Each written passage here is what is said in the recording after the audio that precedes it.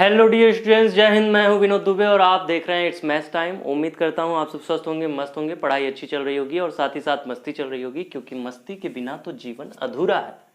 यहाँ पर हम लोग देखने वाले हैं सरफेस एरिया एंड वॉल्यूम में दूसरे चैप्टर के जिस दूसरे चैप्टर या दूसरा टॉपिक कहूँ, चैप्टर तो नहीं कह सकते, टॉपिक कह सकते हैं कि सिलेंडर से हम लोग देखने वाले हैं।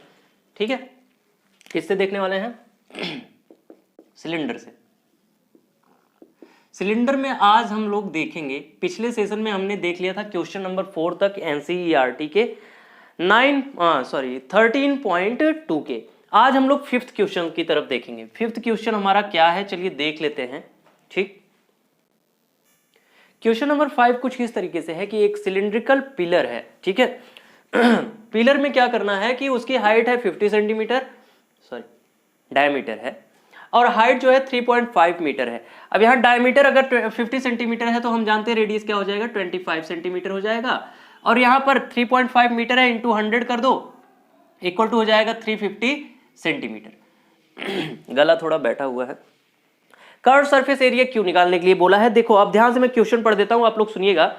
अ cylindrical pillar is 50 centimeter in diameter and 3.5 meter in height. Find the cost of painting the curved surface of pillar at the rate of 12.50 rupees per meter square.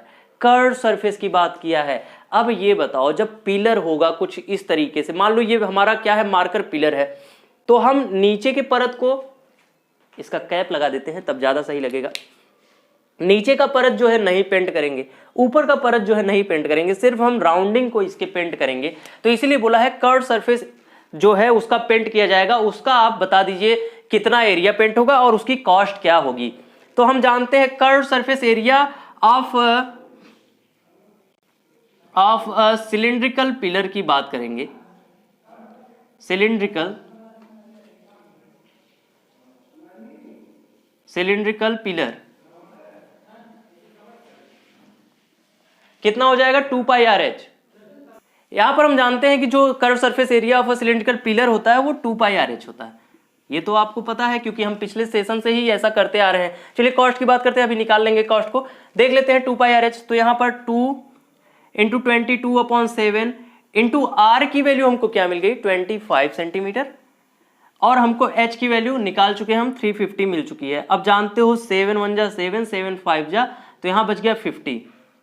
अब देखो, हम कभी भी कैलकुलेशन करते हैं ना, तो हमें सिर्फ एक चीज का ध्यान देना चाहिए कि हम कुछ ऐसा करें कि हमारा कैलकुलेशन एकदम सिंपल लगे। अगर हम 52 जा 100 कर दे तो मिल गया हमें 100 इंटू, अब देखो यहां पर देखो 22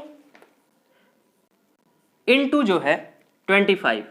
अगर किसी भी जनरल बच्चे को, अगर नॉर्मल कोई एक सामान्य बुद्धि का बच्चा है उसको भी बोलोगे ना, तो वो 25 का टेबल बता देगा, 22 का टेबल नहीं बता पाएगा। तो पहले हम क्या कर लेते हैं, 2200 कर लेते हैं, इनटू क्या हो गया 25।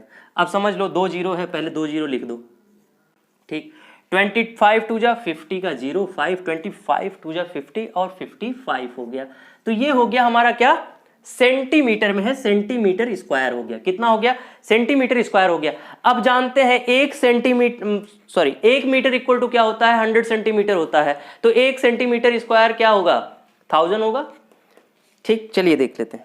यहां पर अगर हम इसे मीटर स्क्वायर में बदल दे तो 55000, यही है, 3 ही जीरो है ना।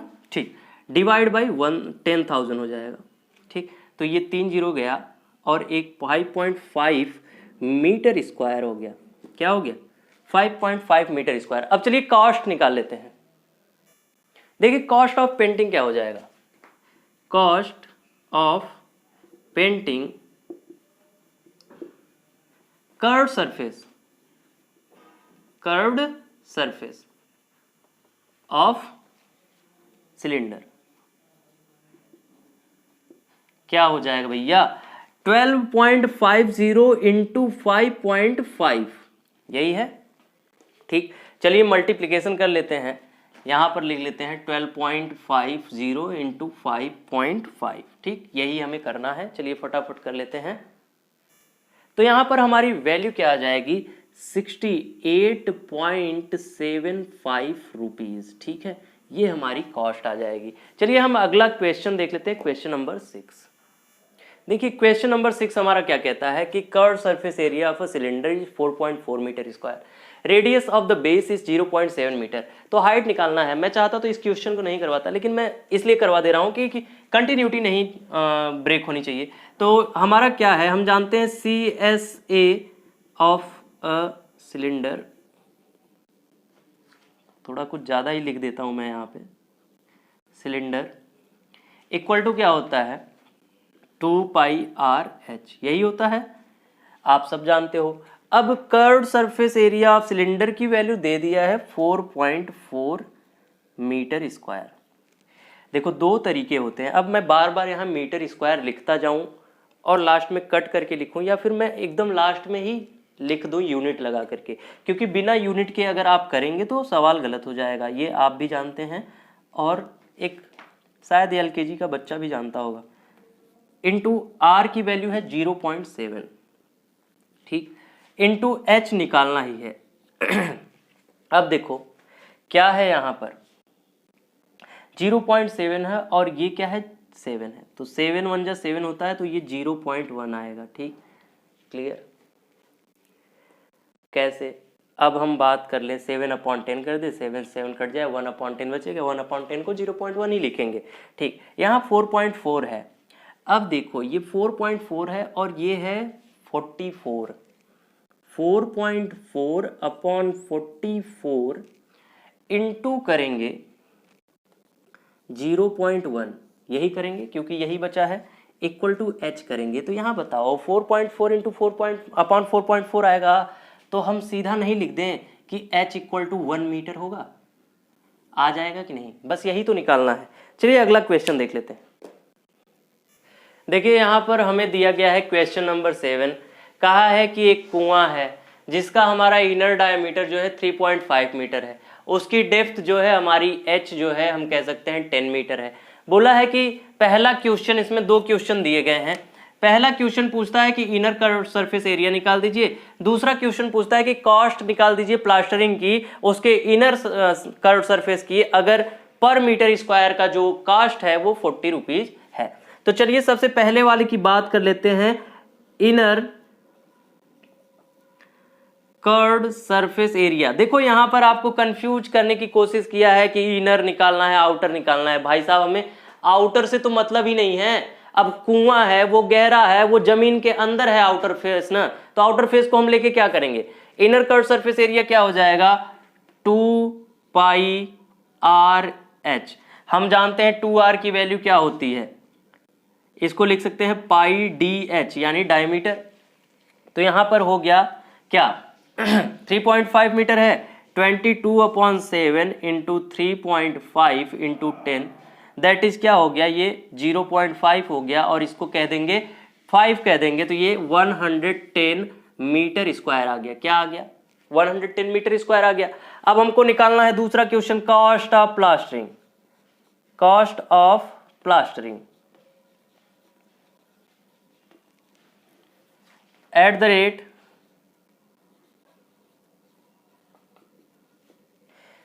₹40 पर मीटर स्क्वायर इक्वल टू क्या हो जाएगा 40 इंटू 110, दैट इज 2 0 तो पहले ही लिख दो, 11 4 जब 44 हो जाएगा हमारा रुपीज, इतना हमारा कॉस्ट आ जाएगा। चलिए ठीक है, चलिए अगला क्वेश्चन देख लेते हैं, क्वेश्चन नंबर 8। देखो क्वेश्चन नंबर 8 इस तरीके से है कि एक सिलेंड्रिकल पाइप है, मैं पढ़ देता हूँ आपको ज़्यादा आसान लगेगा। In a hot water heating system there is a cylindrical pipe of length 28 meter and diameter 5 centimeter. Find the total radiating surface in the system. यानी कि एक हॉट वाटर टब है जिसमें एक सिस्टम पाइप लगा हुआ है, सिलिंड्रिकल है, वो 28 मीटर का, डायमीटर हमारा 5 सेंटीमीटर है, बोला है फाइंड टोटल रेडिएटिंग सरफेस। अब यहाँ पर आप कंफ्यूज हो जाएंगे, total radiating surface, total radiating surface जो होगा वो CSA ऑफ सिलिंड्रिकल पाइप ही होगा, ये नहीं कि टोटल सरफेस एरिया निकालने लग जाओ, ठीक, सिलिंड्रिकल पाइप। अरे भाई पाइप में से जो रेडिएशन होगा वो सिर्फ कर्व सरफेस एरिया को ही लेकर के होगा ना, कि उसके माउथ को बंद कर रहे हैं हम, तो ओपन रख रहे हैं ना उसको। तो curve surface area of cylindrical pipe हो जाएगा 2πr/h। अब आप जानते हो ये 28 मीटर है, तो इसको हम लिखेंगे 2800 सेंटीमीटर, क्योंकि हमें सेंटीमीटर बनना है। अब देखो 2r की वैल्यू दिया हुआ है, 2r की वैल्यू क्या है 22/7 इंटू 2r की वैल्यू है 5 सेंटीमीटर क्योंकि डायमीटर है, इंटू h की वैल्यू हो गई 2800। तो हमें बताओ ये हो गया 7 4 जा 28 400 और 400 5 जा हो गया 2000, 22 इंटू 2000 तो ये हो जाएगा 44,000। ठीक, ये हमारा हो गया टोटल रेडिएटिंग सरफेस।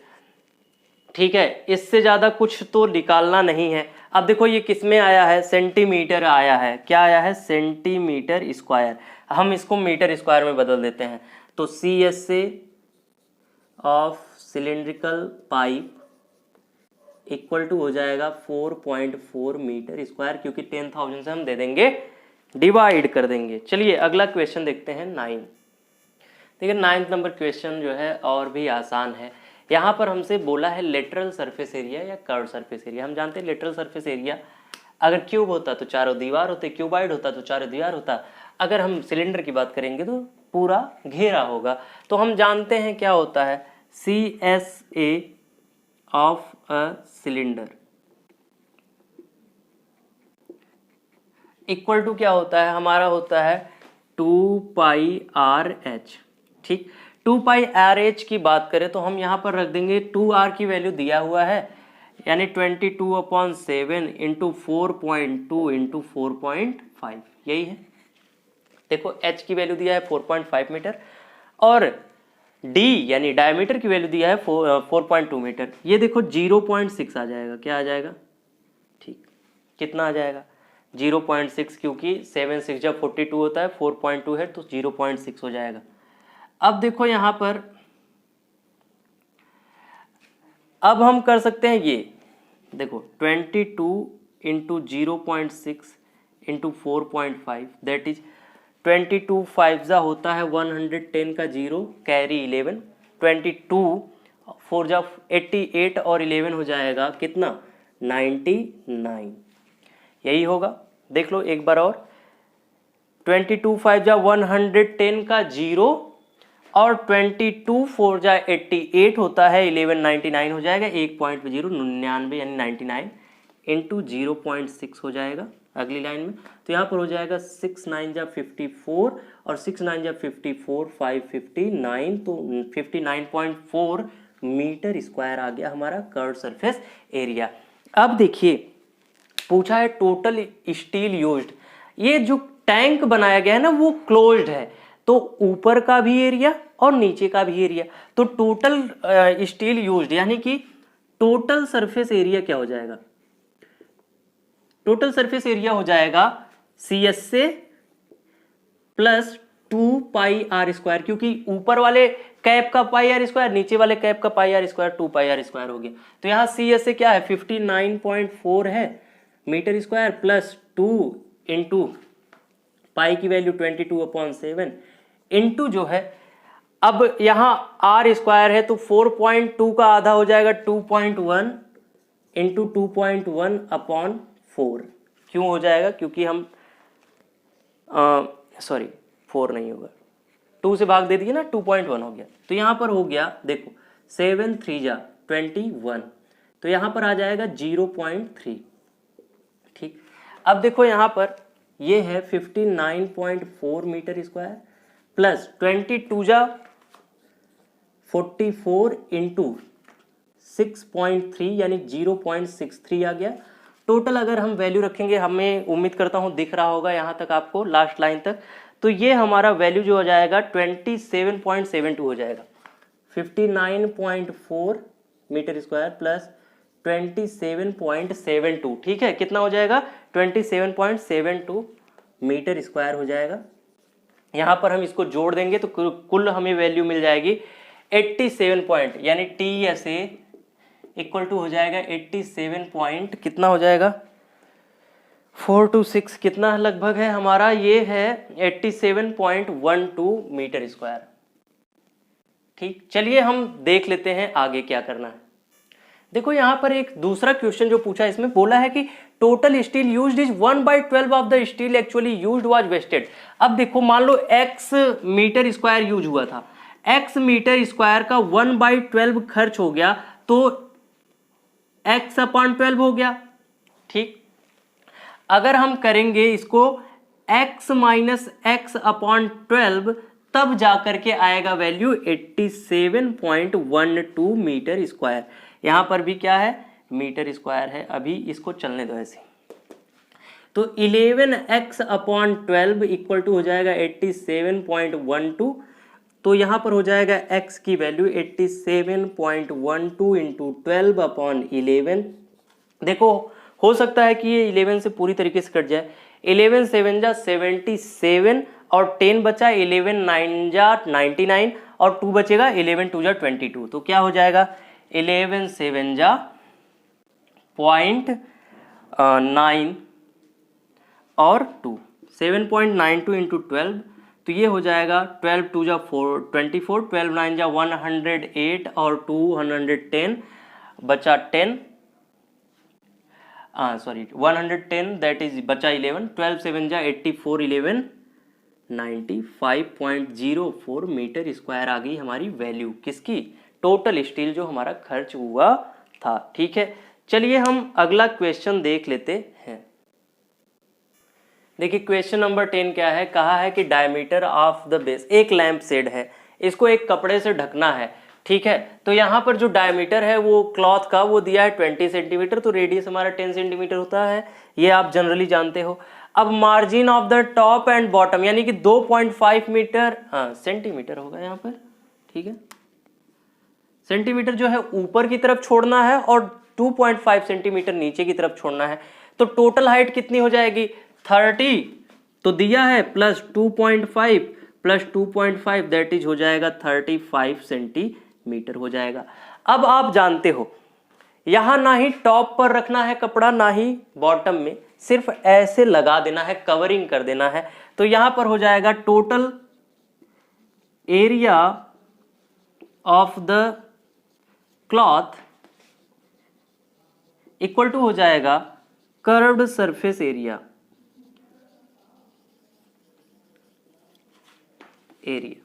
तो कितना हो जाएगा 2πr/h। अगर बात करें 2r की वैल्यू तो दिया ही है 20 सेंटीमीटर इंटू 22/7 इंटू 35 सेंटीमीटर, तो यहां देखो 7 5 जा हो गया कितना, यहां पर हो गया 5 2 जा 10 यानी 100, तो ये हो गया 2200 सेंटीमीटर स्क्वायर, या इसी को अगर बदलना चाहते हो तो 2 रहने दो, बदलो ही मत, 22 सेंटीमीटर स्क्वायर हो जाएगा हमारा एरिया जो है क्लॉथ का। ठीक है, इतनी बात समझ में आ गई। अब हम लोग लास्ट क्वेश्चन करेंगे इस एक्सरसाइज का, चलिए देख लेते हैं। देखिए नेक्स्ट एंड लास्ट क्वेश्चन ये है कि क्वेश्चन नंबर 11, एक स्कूल है उसमें कंपटीशन रखा जाता है कि हमारे स्कूल के बच्चे जो है पेन होल्डर बनाएंगे जिसका रेडियस होगा 3 सेंटीमीटर, हाइट होगा 10.5 सेंटीमीटर और टोटल स्टूडेंट्स कितने हैं 35 हैं, तो बताइए हमें कितना एरिया यानी कितना कार्डबोर्ड देना पड़ेगा। तो एरिया ऑफ 1 पेन होल्डर हो जाएगा क्या, सबसे पहले तो कर्व सरफेस एरिया होगा CS से ऑफ द पेन होल्डर। अब पेन होल्डर इसलिए लिख रहा हूं क्योंकि ये सिलिंड्रिकल फॉर्म में है, तो आप समझ सकते हो कि curve surface area of the cylinder होगा प्लस बेस एरिया होगा। क्यों, क्योंकि ऊपर से तो खुला रहेगा, ये सिर्फ नीचे से ये बंद रहेगा, तो कितना हो जाएगा जानते हैं हम 2πr/h होगा प्लस πr² होगा।